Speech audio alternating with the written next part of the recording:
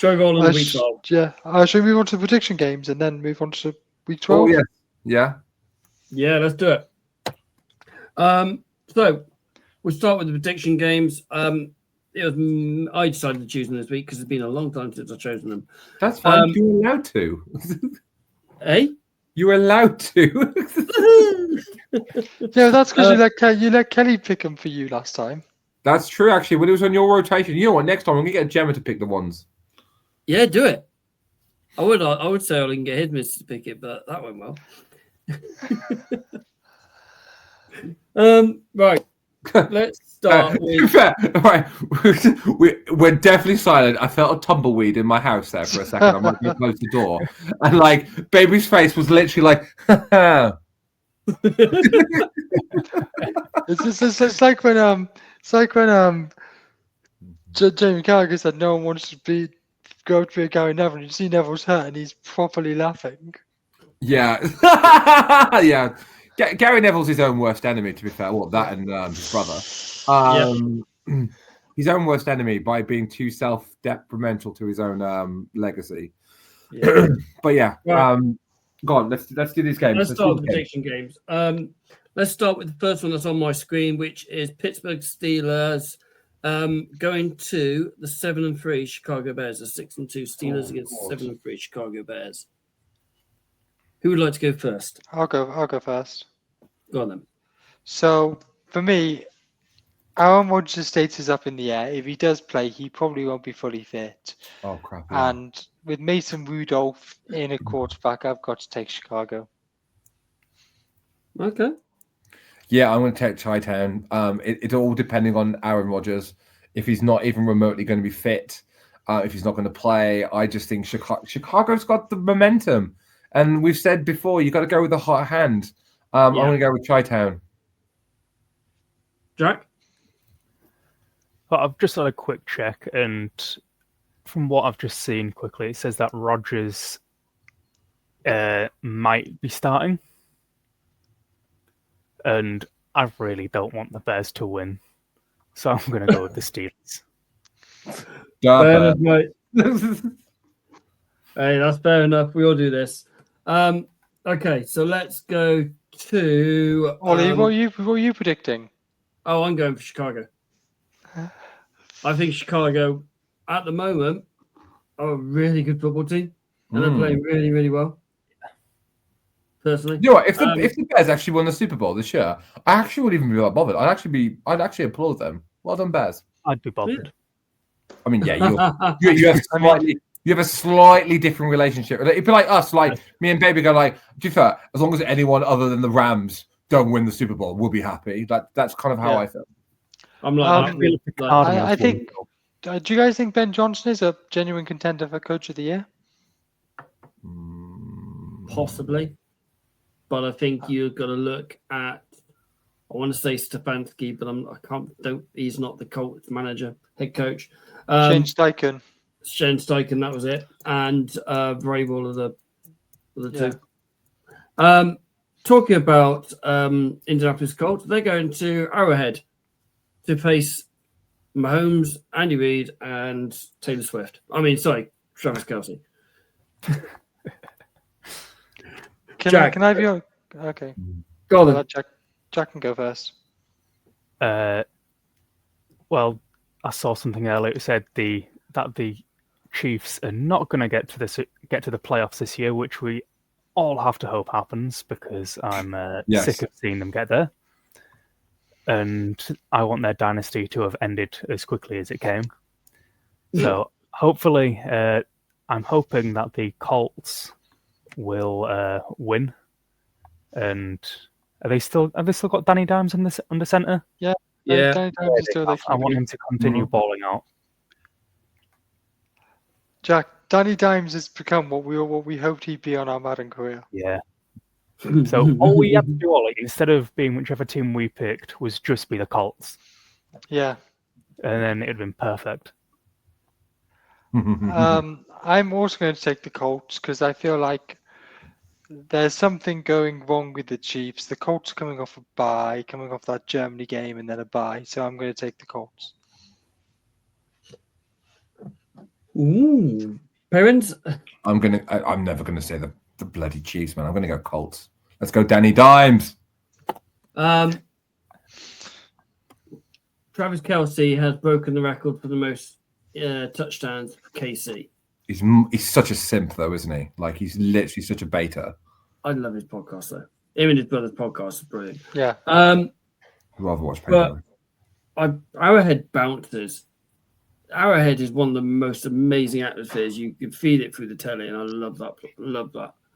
And I really think KC are going to start turning things around. I mean, I've said that the last 4 weeks. And I'm going to go for a KC win. Oh, that's a shame. Backs against the wall. Now, isn't it for them? They've got to win out to try and get in there. Okay.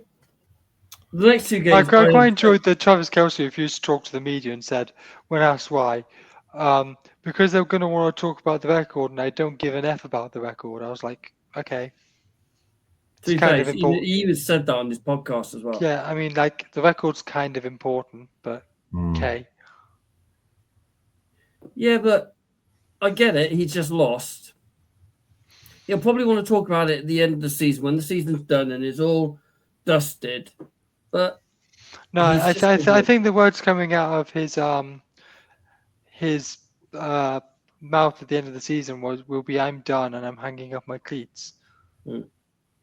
Okay. So after 20 cars run around the strip on Sunday morning or Saturday night, Las Vegas. I mean, that's if they get rid of the water. It's not on the track. It's fine, apparently. They're hosting the Cleveland Browns. Both are 2-8. Cleveland 0-5 away from home, and Raiders are 1-5 at home. Let's start with Mr. Perrins. Oh God. I annoyingly think that the Browns will win this. Oh, really? No, because I mean there is a lot. I mean, there's more problems than I actually thought there were in Vegas. I mean, don't get me wrong, Cleveland is not a holiday home either. But Pete Carroll doesn't know what he's doing. Chip Kelly is the highest paid coordinator in the NFL on $5 million a year. How Chip Kelly's even in the NFL baffles me. So he went from being head coach, then head coach and general manager at the same time at the Eagles. And then he got hired at the 49ers for one season where he was horrendous, went back to college and did okay, I guess. And now he's back in the NFL. How Chip Kelly's allowed to coach anywhere, whether it's a college, high school, Pee-wee, or the NFL, baffles me. I know. Can you imagine doing Pee-wee? That'd be hilarious. But and you've got problems with Geno Smith. Their offense is not doing anything other than Max Crosby. Their defense looks lackluster. I just think this is Shador's chance to make a name for himself. Now, I think, regardless of the result, if he plays well and the Browns win, I think that is enough for him to ride off of that success for the rest of the season. Just because he needs the win more so than the Raiders are going to be doing anything. But I keep saying next season the Raiders will look very, very different. But this has been an ongoing issue now for 40 years. I don't know. I don't know if even Tom Brady knows how to change this look. I think this must be the ghost of Marcus Allen. Jack? Well, it will be Shador's first start in the NFL. And because Dylan Gabriel is under concussion protocol, so he's missing the game. And he's not played well either. Yeah, he's not played well. But he does have 2 wins. Actually, no, does he? No. No, I think Flacco had both of them. Yeah, they were Flacco. Oh, no, he did. Yeah, Flacco did, didn't he? Yes. Mm-hmm. So, I don't know how... Well, he's got a week of practicing with the starters. So, he might perform better than he did in the last game with 4 completions. If he gets 4 completions this game and that's it, that'd be hilarious. I mean, that's Justin Fields-esque. Yeah. But I'm with Phil. I can see the Browns getting it because of just the stuff going on at the Raiders. There's there's more fires going on in that organization at the Raiders than there are fires going on in Cleveland. I mean, they've got all their defense is really good. They've got arguably the best defensive player in the NFL, pound for pound, in Myles Garrett. Their offense isn't as bad as their record suggests. Their problems have been off-field, leaking into on-field performance and play. Now, if they can sort Shador's head out and get him actually, playing like a passable NFL quarterback, that is more than enough to put away this poor Raiders team. They need to take him off the pedestal his dad put him on at college. Yeah. Yep. Shador's a bust. I'm taking the Raiders. That's Go on, baby. Why is that then? Because I think Shador's a bust. Oh well, I get it. Well, that's sorted then, boys. We can move on to the next one. I've been saying that since the draft. I do not think You Shador have. Sanders is good enough to be in the NFL. I don't think he's even close. The only reason his name is anywhere near the NFL is because his dad was incredible. And Hall of Trump. Famer. Hall of Famer, 2-time Super Bowl champion. Yes, exactly. Yeah. But I do not think he's anywhere close to the NFL level.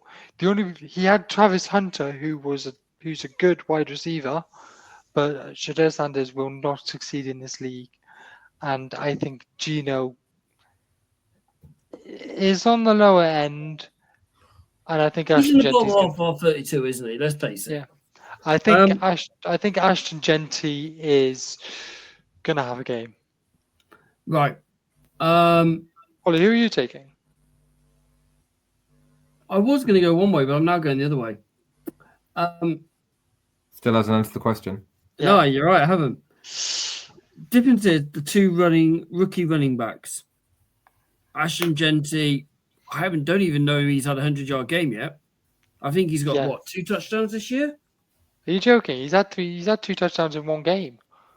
Well, he's not been as prolific as everyone expected it to be. I saw him on fantasy drafts go round 1, and it's like that. Yes, okay, he's a rookie wide receiver, running back, but so is Quinton Judkins, who missed.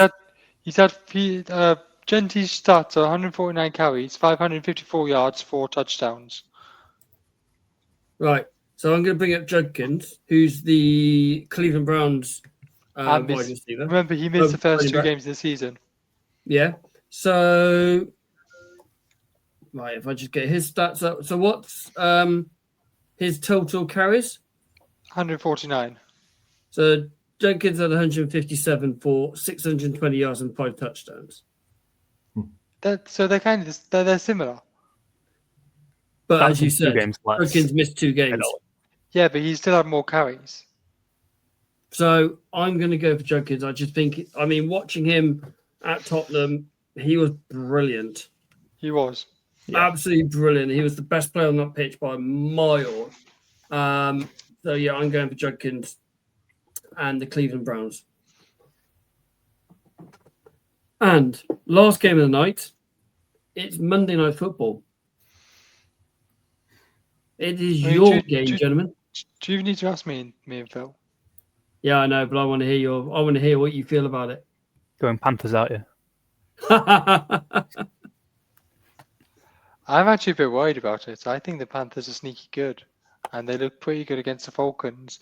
But Bryce Young got injured, and he's a massive question mark. But he was limited. He was limited, but he was full limited. I've not heard anything about it, but I'm not gonna predict against the Niners. Yeah, I knew you two. Is that the same with you, Mr. P? What's this I see? Hardest team in the NFC? Niners. Yeah, of course I'm going to pick the San Francisco. The world famous 5-time Super Bowl winning champions, San Francisco 49ers. Brock Purdy is back, Jack. All right, we're going to take it all. We're taking it all. We're taking it all. We're coming for you, Carolina. The only reason this is Monday Night Football is because of the CMC storyline, right? Yeah. Because I don't really see why it's Monday night, to be honest.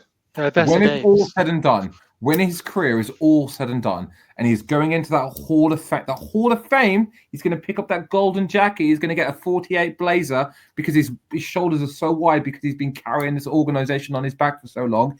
He's going to go in. Listen, he is going to go into the Hall of Fame as a 49er. He's not going to. He'll thank the Panthers for bringing him into the league. Well done, Carolina. Thank you so much. But he's going to go in as a 49er. He's literally a Bay boy. His blood is 49er. His dad worked for the 49ers. He grew up in the organization. He's playing for his dream hometown team. He is going in as a 49er. CMC is San Francisco through. I mean, he even went to college at Stanford. Yeah. And they still sell his jerseys. They do. Yeah, it's true. Well, honestly, I saw that as well on DHK. When me and Jack were at Stanford, if McCaffrey was 9 at that point, I'd have bought a McCaffrey Stanford jersey. Nice. Literally, it was all in the shop was just McCaffrey Stanford jerseys. That was it. None of the current players. And then Stanford went and lost to the Irish. I'm going for the Panthers. What the? He's just doing that to wind us up, but okay. Yeah, I think the Niners will win here. I'm going the Niners. So I've got the stats in front of me. McCaffrey's your leading receiver and your leading rusher. Yeah, because he's the GOAT. He's on the he's up 1,400 yards so far. It's brilliant. I do like Rico Dowell though, and I think him going against your defense could be interesting. Yep. Same as McMillan. McMillan. I like those two players. I think they're really good rookies. No, Dowell's not a rookie. He's he came from Dallas, didn't he? Yeah. I do really like those players, but my question mark is over Bryce Young. He's playing a lot better than he had to do in his first couple of years. But I'm going to go with you boys. I'm going to go for a Niners win. Did that hurt? Yeah, I think there's a lot of question marks around the Carolina defense too. They don't have Luke Kuechly. He's been in the league for decades. Yeah, he was a great player for the Panthers. He was absolutely brilliant. He was an absolute legend, and so was Cam Newton. They nearly won the Super Bowl once.